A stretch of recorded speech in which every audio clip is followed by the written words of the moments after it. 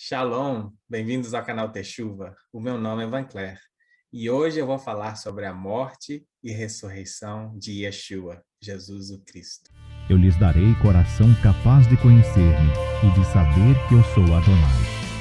Serão o meu povo e eu serei o seu Elohim, pois eles Techuva para mim de todo o coração. Shalom para todos vocês. Hoje eu estou fazendo um estudo espontâneo.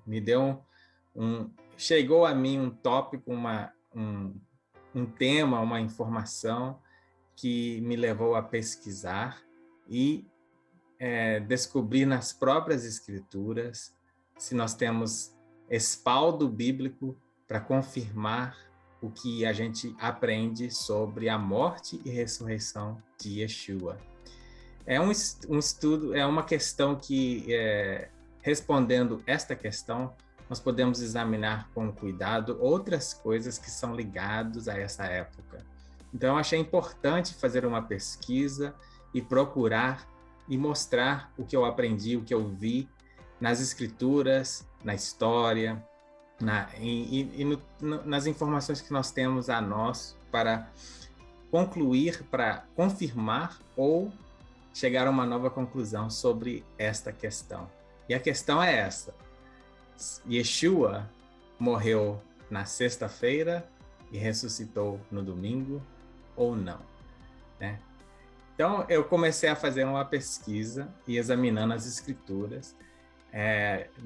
Nós vamos chegar à conclusão, eu imagino que é a correta, porque é baseado nas escrituras e tem respaldo bíblico para mostrar cada uma dessas confirmações de coisas que eu fui aprendendo ao estudar o Torá.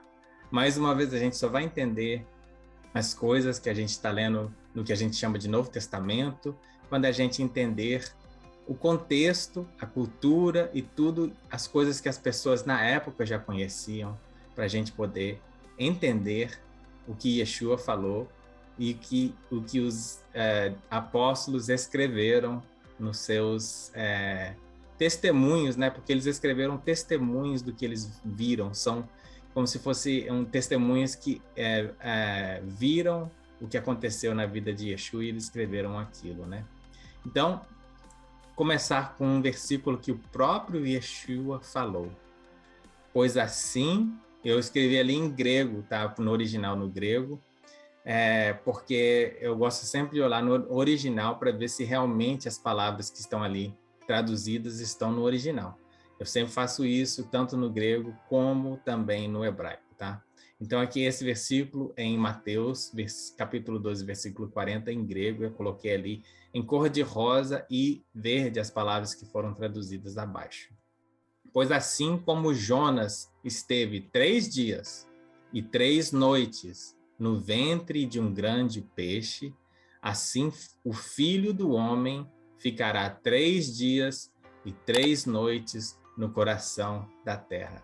Yeshua falou isso, né?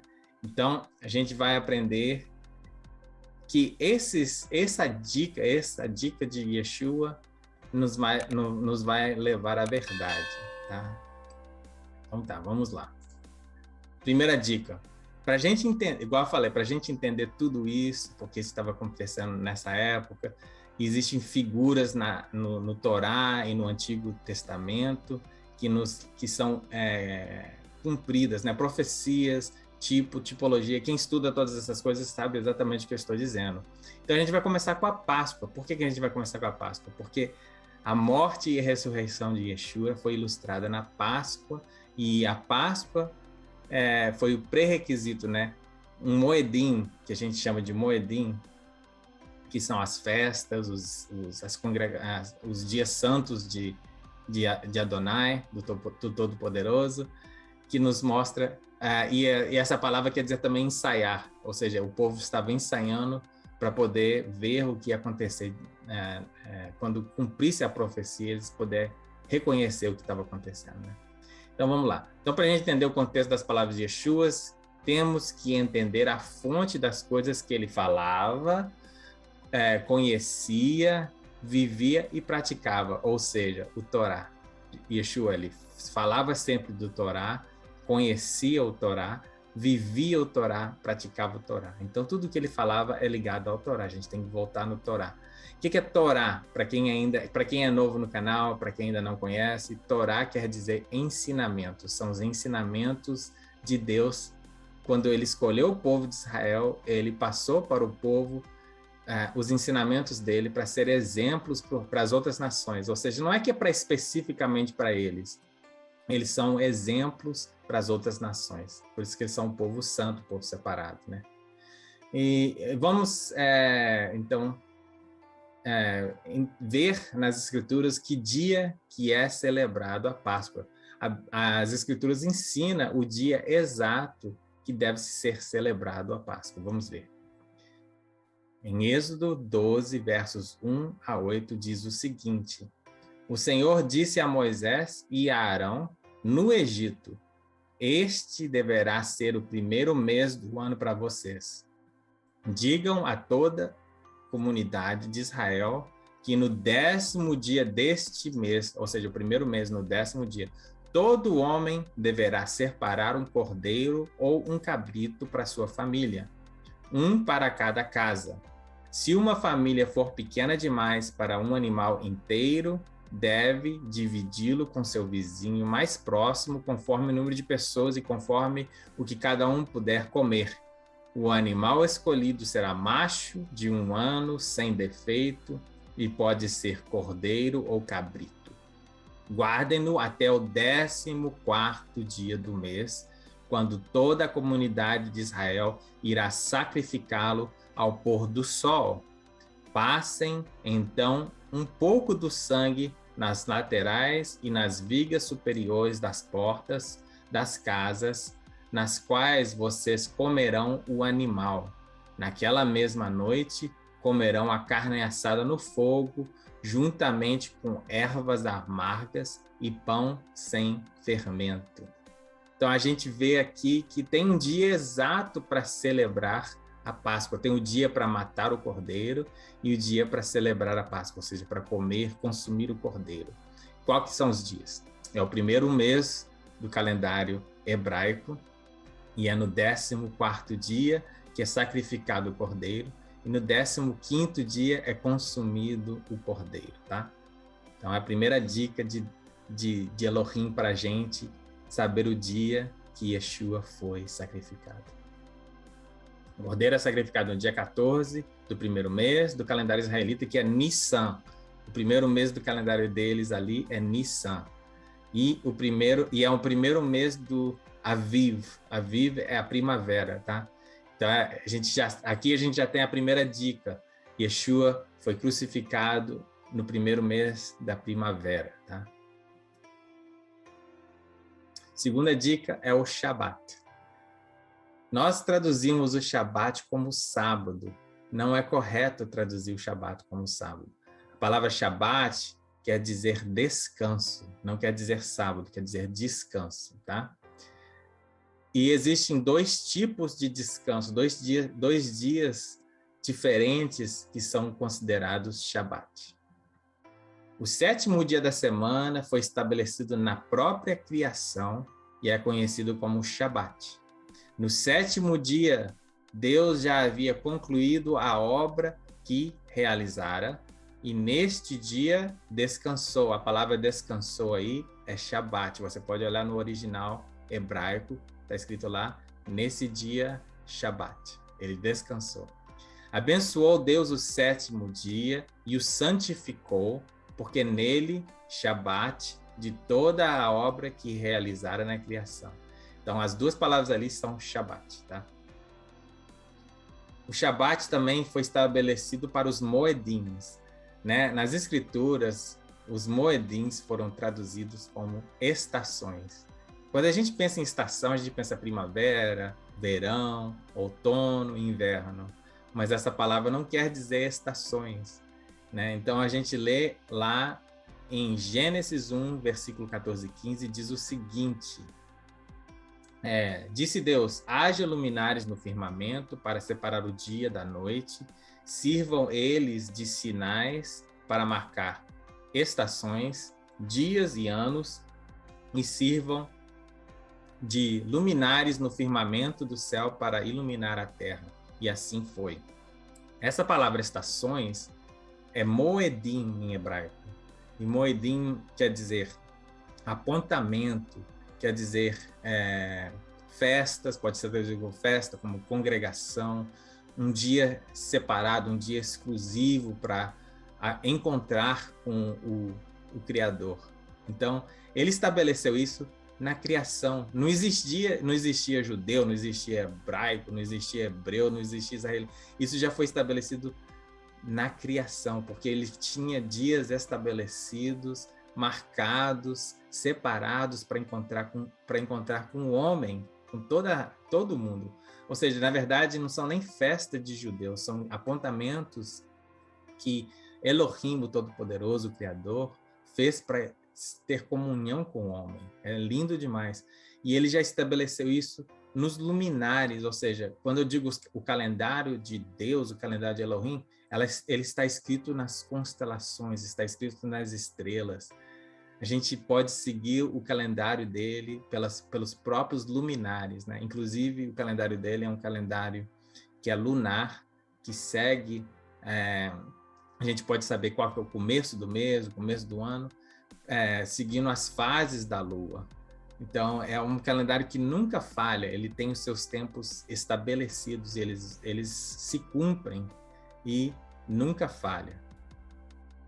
Então, outra coisa que eu queria falar sobre a palavra Shabbat, que quer dizer descanso, eu sempre olho no hebraico as letras em hebraico e olho para o hebraico original, que era pictográfico, para poder tirar mais dessas palavras. Eu achei muito lindo algo que eu vi nessa palavra, Shabbat, que quer dizer descanso. Onde a gente pode encontrar o nosso descanso? Onde que nós podemos encontrar esse descanso? A primeira letra, que é o Shin, né? Direita para esquerda, a primeira letra é o Shin, que parece um W para a gente, né? O Shin, eles até fazem assim, um W.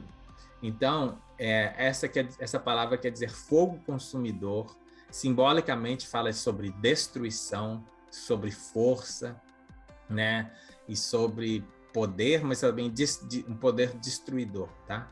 A segunda nós já conhecemos, é muito usada, que é o Beit, que simboliza a casa e também o símbolo do filho, né? É a segunda letra do hebraico, é o símbolo do filho. A primeira letra é o pai, a segunda é o filho e a terceira é o Espírito Santo. E a última é o Tav, que é a última letra do alfabeto hebraico, que simbolicamente é um contrato, simbolicamente é tipo um X onde você assina um contrato, e também é a cruz.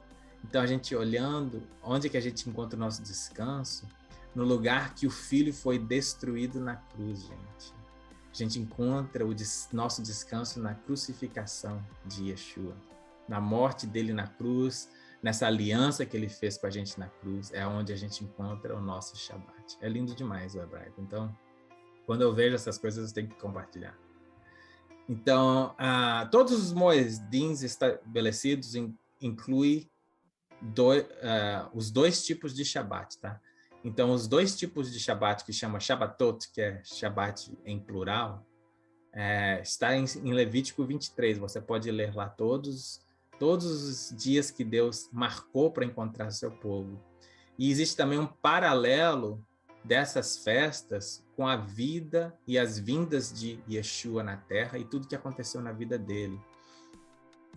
A Páscoa, eu vou focalizar na Páscoa porque a gente está falando nesse tema, tá? Mas ali, se você quiser aprender das outras apontamentos, das outras festas ou ensaios que Deus estabeleceu para a gente vigiar os tempos e reconhecer os tempos que ele está atuando na Terra, você pode ler Levítico 23. E eu também fiz um vídeo que chama Calendário de Deus, que você pode assistir para aprender mais. E ali tem informações que eu aprendi logo quando estava começando a entrar nesse caminho. E hoje eu conheço muito mais, eu vou até refazer esses vídeos, talvez fazer de cada uma das festas, explicar com mais detalhe. É muito lindo, não existe uma vírgula na palavra de Deus que não tem significado. E Yeshua falou que não vai passar nenhuma vírgula na palavra dele sem se cumprir, é verdade mesmo. tem tantos detalhes, é tanta coisa. E eu só estou aprendendo isso há menos de um ano. Eu estou aprendendo, começando agora, só para você ter uma ideia, tá? Então tá, o primeiro é a base de todos os outros apontamentos e festas é o Shabat semanal. Então, a primeira festa que em Levítico que eles falam sobre é o próprio Shabat semanal, que foi estabelecido na criação, né? Então, disse o Senhor a Moisés, diga o seguinte aos israelitas, estas são as minhas festas, né? O Moedim, desculpa que eu estou lendo aqui atrás da câmera. As festas fixas do Senhor, perpétuas, eternas, tá? Que vocês proclamarão com reuniões sagradas. Então, são aquelas festas, reuniões sagradas. Em 6 dias realize o seu trabalho, mas no 7º dia é o sábado, Shabat semanal, desde a criação. Então, ele está falando do Shabat semanal. Todos os sábados pertencem a Elohim, pertencem a Adonai, o nosso Deus, né? Dia de descanso e de reunião sagrada. Não realizem trabalho algum. Onde quer que morarem, será sábado dedicado ao Senhor. Onde você morar, tá? Porque muita gente fala, a gente tem que basear em Israel. Eu pensava isso também, né? Mas as escrituras, ela se responde por si mesma. Aonde você morar, no final do dia, na sexta-feira, começa o Shabat. É o sábado. Porque para eles começam à noite, tá? Então, não importa se você está em Israel, se você está em Oklahoma, se você está no Brasil, é aonde você morar, você pega daquele momento e consagra aquele dia ao Senhor, consagra aquele dia a Ele. Todas as outras festas ou apontamentos têm também os seus Shabbatot. Alguns têm um Shabbat só, caiu aqui. Alguns têm um Shabbat só e outros tem mais de um, tem festas que tem 2 Shabbats. Então aí já te mostra, né? Existe festa de 8 dias que tem 2 Shabbats, no primeiro e no último dia. Então aí já sairia fora dos Shabbats semanais. Vamos supor que você, por coincidência, o primeiro dia dessa festa caiu no sábado, você vai celebrar um Shabbat no sábado. E aí no 8º dia, você vai celebrar o segundo Shabbat, vai cair num domingo. Então, a gente já vê aí que existem Shabbats que não caem no sábado, por isso que é incorreto traduzir Shabbat como sábado, tá? Então, vamos lá.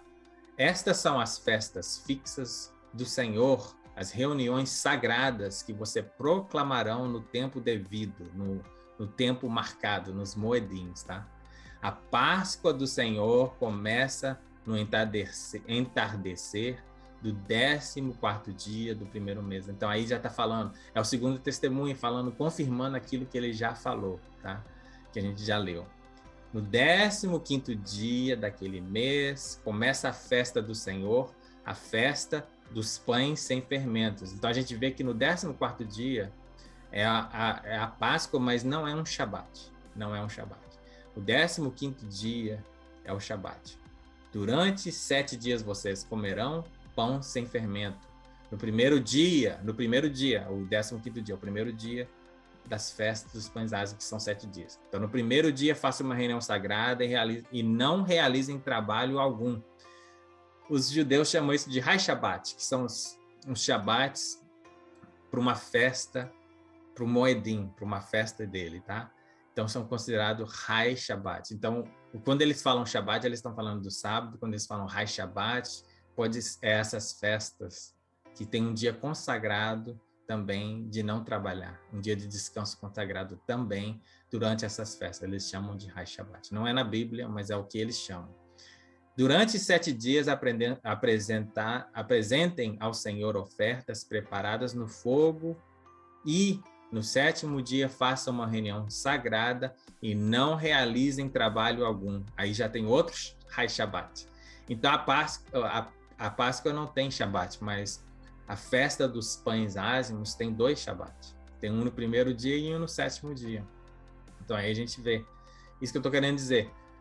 E pode cair num sábado ou em qualquer outro dia. Tem que cair no 14º dia e 15º dia do primeiro mês. E eles baseavam o começo do mês quando a lua fica cheia, lua nova, desculpa, quando o primeiro raio a primeira luz que você vê na lua para eles é o princípio do mês. E aí daí eles começam a contar. Então, se essa primeira luz que apareceu na lua cair numa segunda, daquela segunda em diante eles começam a contar. Primeiro dia, segundo dia, terceiro dia. Quando chega no 14º dia, eles fazem essa festa. Pode cair qualquer dia da semana. Tá? A dica número 3 é o próprio sinal de Jonas, as próprias palavras de Yeshua. Pois assim como Jonas esteve 3 dias e 3 noites no ventre de um grande peixe, assim o Filho do Homem ficará 3 dias e 3 noites no coração da terra. Filho do Homem era um dos títulos de Yeshua na terra. Então, ele está falando da sua própria morte. Ele está falando que ele vai passar 3 dias e 3 noites. Né? Será que ele se enganou? Será que ele quis dizer 3 dias, sexta, sábado e domingo, e não 3 dias? Porque, então, se ele quisesse dizer que ele ia passar 3 dias, ele falaria, eu vou passar 3 dias. Mas ele fala 3 dias e 3 noites. Ele é específico. As escrituras são específicas, né? Vamos pesquisar, então. Vamos ver. Se a gente colocar isso e encaixar isso no nosso entendimento, no entendimento contemporâneo, no entendimento que a maioria das pessoas acreditam que ele morreu numa sexta e ressuscitou no domingo, vamos ver se dá certo, tá? Então, a gente sabe que na sexta, se foi realmente a sexta, ele morreu às 3 da tarde na cruz, e aí eles queriam tirar ele da cruz porque o próximo dia ia ser um shabat, eles não iam poder enterrar ele no shabat. Inclusive, eles fazem isso, eles quebram as pernas das pessoas que estão crucificadas. Se ela não morreu até certa hora, eles vão lá e quebram as pernas das pessoas na cruz para eles morrerem sufocados, e aí eles podem tirar aí e enterrar antes do shabat, antes do próximo dia, tá? E eles não fizeram isso com Yeshua porque também é uma profecia bíblica. Todas as profecias bíblicas se cumprem, inclusive a do sinal de Jonas, tá? Inclusive essa. Então, se isso aconteceu na sexta-feira, a primeira noite ele estaria uma noite no coração da terra.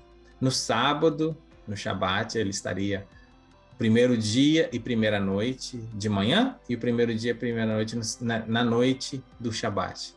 Mas aí, domingo de manhã, logo cedo, a Escritura diz que as mulheres foram procurar Yeshua no túmulo para ungir o corpo dele.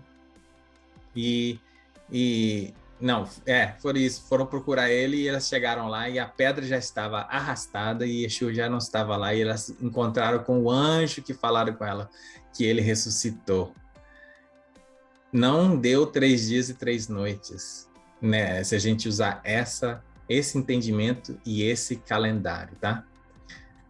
Vamos ser um pouquinho mais generoso, tá? Vamos ver que mesmo que se foi alguns minutos ou algumas horas, a gente conte esses dias também. Vamos lá.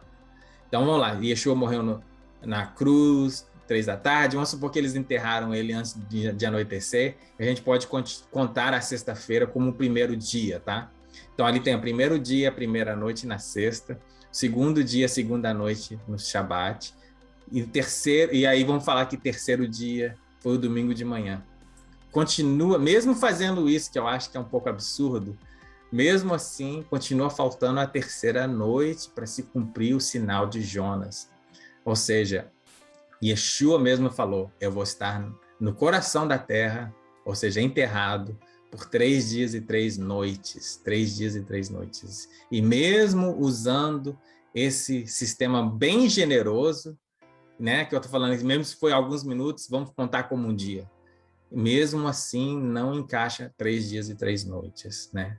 Com esse entendimento, com esse ensinamento que a gente aprende. Eu aprendi assim, todos nós aprendemos assim. Mas agora eu comecei a pesquisar as escrituras para ver se as coisas que eu aprendi de homens, de ensinamentos, de doutrinas, se realmente encaixam na palavra. Porque as escrituras têm a palavra final. As escrituras é que a gente usa para confirmar o que é verdade, tá? Então, a quarta dica, e Deus ele deixa dicas e dicas e dicas. Se você procurar e pesquisar, você vai ver a verdade. A palavra de Deus, ela mesmo se ela mesmo responde, ela mesmo mostra a verdade para você. Ela mesmo se... não estou lembrando a palavra que eu queria falar, mas ela se confirma, desculpa, é a palavra. Ela mesmo se confirma, tá? Então vamos lá. As mulheres que encontraram o túmulo vazio também nos dá uma grande dica dos acontecimentos nesta época, né? Nesse período. Desculpa, eu vou fazer... eu ainda estou mudando ainda o meu novo escritório. A gente pode ver que lá no fundo não tem... estou com pouca luz, mas eu não queria deixar isso interromper os estudos e aquilo que Deus quer ensinar. Então, eu peço desculpa que eu estou fazendo isso, que está muito escuro aqui, mas eu vou voltar à qualidade do que eu estava e, se Deus permitir, até melhorar, tá? Então tá, vamos lá. As mulheres que seguiam Yeshua eram devotas e guardavam os Shabbatot, todos os Shabbats, todos. Por isso, não é provável que elas quebraram esses ensinamentos. Como poderiam, então, elas comprar e preparar os perfumes e especiais aromáticas para ungir o corpo de Cristo? Vamos ver aqui 2 testemunhos desses eventos que eu acabei de falar. Primeiro, está em Lucas, capítulo 23, versículo 55 e 56, que diz: as mulheres que haviam acompanhado Yeshua desde Galileia seguiram José e viram o sepulcro e como o corpo de Yeshua foi colocado nele. Então foram para casa e prepararam perfumes e especiarias aromáticas e descansaram no Shabat em obediência ao mandamento. Então a gente vê que elas acompanharam, esse José foi o que pediu o corpo de Yeshua para enterrá-lo, tá? E elas acompanharam ele e viram ele sendo colocado dentro do túmulo. E aí elas foram para casa preparar os perfumes e as especiarias aromáticas. E aí descansaram no Shabat, em obediência ao mandamento. Como eu acabei de dizer, elas obedeciam os mandamentos, elas seguiam, elas eram devotas. Quando terminou o Shabat, Maria Madalena, Salomé e Maria, mãe de Tiago, compraram especiarias aromáticas para ungir o corpo de Yeshua. No primeiro dia da semana, que é domingo, bem cedo, ao nascer do sol, elas se dirigiram ao sepulcro. Marcos 16, versículo 1 e versículo 2. Peraí, vamos... Elas prepararam os perfumes e as especiarias aromáticas e descansaram no Shabat, como diz Dr. Lucas lá em Lucas capítulo 23, ou elas fizeram isso quando terminou o Shabat, como diz Marcos? As duas não podem estar certas, ou um está certo ou os dois não podem estar certos, né? Então, ou existe uma contradição nas escrituras, ou a gente tem que examinar com mais cuidado o que é que aconteceu aqui. E eu acho interessante que os 2 testemunhos que escreveram sobre esse evento colocaram 2 pontos de vista diferentes, tá? Vamos ver, vamos examinar então com mais cuidado o que realmente aconteceu. Aqui eu coloquei uma data que a gente pode ver provavelmente o dia que Yeshua realmente morreu, tá? Como eu cheguei a essa data? Vamos lá. É o calendário de Elohim, o calendário de Israel, o calendário baseado na lua, tá? Usando as dicas que a gente viu até agora, nós podemos ver o ano que Yeshua foi crucificado. Para dar certo, temos que ter 2 Shabbatot na semana de Páscoa. E também tem que ser mais ou menos na época da crucificação, né? Entre 29 a 33 anos após Anno Domini, né? O Anno Domini, AD, quer dizer ano do Nosso Senhor em latim, tá? E eles zeraram o calendário na data que eles acharam que Yeshua nasceu, né? Mas a gente agora já entende, através de pesquisas e tudo mais, que Yeshua provavelmente nasceu antes desse calendário ser zerado. Então, é engraçado isso, porque o calendário que a gente usa, né, que é antes de Cristo e após Cristo, ficou estranho, porque ele nasceu antes de Cristo. Ele nasceu no número, um ano negativo, seria, né? E a gente vai aprender, eu vou falar sobre o nascimento de Yeshua também, como a gente chegou a essa conclusão. Mas se você pesquisar hoje mesmo, vai no Google e coloca a data que nasceu João Batista, e você vai ver ali que eles falam que ele nasceu no ano 5 ou 4 antes de Cristo, ou seja, negativo 5 e negativo 4. E nós sabemos que Yeshua nasceu 6 meses após ele. Nós sabemos que Yeshua nasceu 6 meses após ele. Então, isso aí já nos diz essa grande dica. Mas eu digo que a gente tem que ser entre 29 a 33. Por quê? Porque se ele nasceu antes, a gente tem que levar em consideração isso. Mas se ele nasceu no 0 exato, nós sabemos que ele morreu com 33 anos. Então, eu pesquisei entre essas datas nesse site. Tem um site que se chama hebcal.com Converter, que converte datas do calendário gregório que a gente usa hoje para o calendário hebraico, que é o calendário de Deus. E aí eu achei essa data, que cai no dia 3 de abril do ano 30, e é numa quarta-feira, que é equivalente ao ano 3790 do calendário hebraico, e é o dia 14 de Nissan, que é o dia da Páscoa, tá? Então vamos lá, agora a gente usando o calendário de Elohim, vamos ver se a gente consegue encaixar todas essas dicas nesse calendário, tá? Então a gente tem quarta-feira, dia 3 de abril do ano 30, que é o dia 14 de Nissan do ano 3790 do calendário hebraico. É o 14º dia do primeiro mês, então encaixa no dia da Páscoa, conforme o Torá e os ensinamentos, tá? E é o dia em que o cordeiro é matado para a Páscoa, e por coincidência, né? Porque para Deus nada é coincidência, mas ele marca as coisas e ele não atrasa, tá? Ele faz as coisas no dia que ele marcou.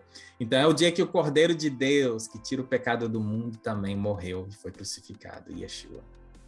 Jesus morreu às 3 da tarde, foi sepultado antes de encerrar o dia por causa do Shai Shabbat, por causa do Shabbat, conforme diz Lucas, capítulo 23, versículo 54. Você pode depois ver lá. E aí ele passou a primeira noite no coração da terra nesse dia. O próximo dia é o Hai Shabbat, que é o primeiro dia da festa do pão ázimo, que é o 15º dia do primeiro mês. Como a gente acabou de ler lá em Levítico, esse é um Hai Shabbat, é um Shabbat do primeiro dia das festas dos pães ázimos. E aí as mulheres, elas descansaram, né? Ali está em Levítico 23, versículo 6, fala sobre esse Hai Shabbat. E começou na quarta-feira à noite, conforme está escrito em Lucas, capítulo 23, versículo 56. Então, nesse dia, ele completou o primeiro dia, primeira noite, e primeiro dia, segunda noite, no coração da terra. Aí, na sexta-feira, as mulheres foram e compraram e prepararam os perfumes e as especiarias aromáticas, conforme está escrito em Marcos 16:1. Aí ele passou o segundo dia, a segunda noite no coração da terra, na sexta-feira. A gente tem que lembrar que naquela época não existia 7-Eleven, não existia lojas que ficam abertas 24 horas por dia, e esses perfumes, essas coisas que eles faziam para ungir as pessoas, tinha que ser preparado, demorava um dia, provavelmente demorou o dia inteiro. Elas foram comprar os ingredientes, tiveram que preparar o dia inteiro para fazer isso. Você não compra já pronto. Se pudesse comprar já pronto, era muito caro. A gente viu aquele perfume que Maria Madalena derramou nos pés de Jesus, e Judas reclamou que aquilo era equivalente a um salário de um ano inteiro, que ela quebrou aquilo que podia ter vendido e dado aos pobres. Na verdade, ele queria o dinheiro para ele. Mas a gente vê ali como é caro essas coisas se você for comprar já pronto. Então, elas provavelmente passaram o dia inteiro fazendo isso, né? na sexta-feira. Não foi algo que elas fizeram em 1 minuto, igual a gente pensa que elas fizeram isso na sexta-feira. E aí rapidinho foram lá, fizeram. Não, coisas que demoravam horas para fazer, tá?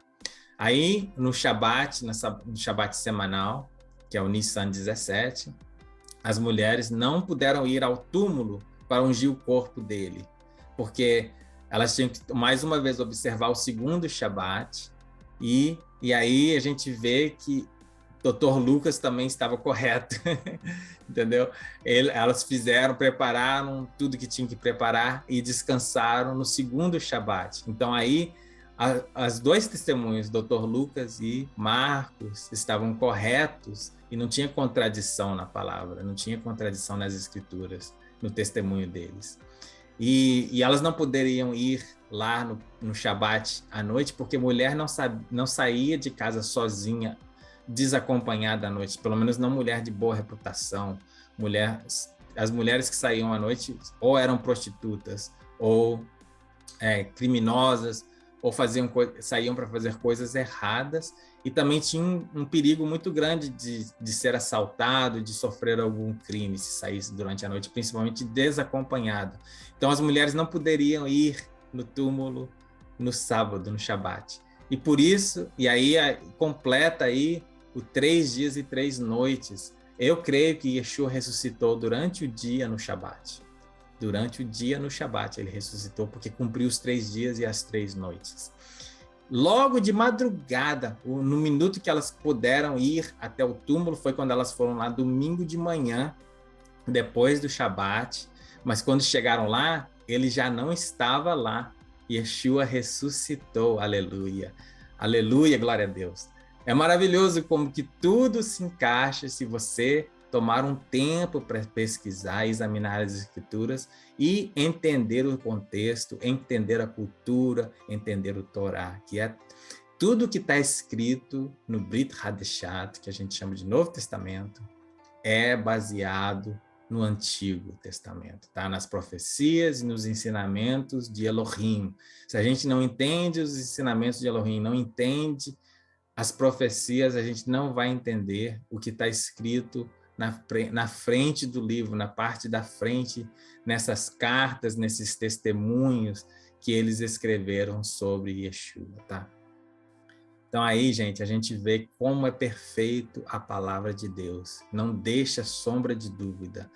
Tem muitas outras coisas que eu posso falar e mostrar, mas isso eu acho que já foi o suficiente para mostrar que as escrituras mostram que Yeshua morreu numa quarta-feira e ressuscitou num Shabat. O anjo disse às mulheres: não tenham medo, sei que vocês estão procurando Yeshua que foi crucificado. Ele não está aqui, ressuscitou, como tinha dito. Venham ver o lugar onde ele jazia. Mateus 28, versículos 6 e 7. Aleluia. Por que é importante todas estas coisas? Porque quando a gente conhece as verdades, a gente pesquisa e procura e encontra, tá? O Espírito Santo nos guia em toda a verdade, mas a gente tem que procurar. A palavra de Deus diz que as coisas ocultas pertencem ao Senhor, mas Ele revela aos reis que buscam, aqueles que procuram entender e conhecer. Ele revela às pessoas as coisas. E a própria palavra confirma a própria palavra. Ela mesmo, ele coloca testemunhos na sua própria palavra, para quem procurar, encontra, tá? Então, espero que esse estudo tenha te abençoado, que você receba o Shabat de Deus, o descanso de Deus que é encontrado na cruz, né? Se você está passando por lutas, dificuldades, e você está cansado, você vai encontrar descanso na cruz, quando você se render aos pés dele, entregar sua vida a ele e falar: eu vou te seguir, eu vou te conhecer, eu quero te conhecer, eu quero aprender de ti, né? Aí você começa a ter descanso e você começa a ter shalom, né? Fiquem na paz do Senhor. Amo todos vocês e espero ver vocês novamente no próximo estudo. Eu vou ter mais, se Deus permitir, mais estudos espontâneos como esse. E eu quero falar próximo sobre o nascimento de Yeshua. Já que a gente falou da morte, vamos falar sobre o nascimento. Que data que Yeshua nasceu? Quando que ele nasceu? Nós podemos ver isso também nas Escrituras. Então, meu próximo estudo eu quero fazer sobre o nascimento dele. Então tá, até mais, gente. Fica na paz e shalom para vocês.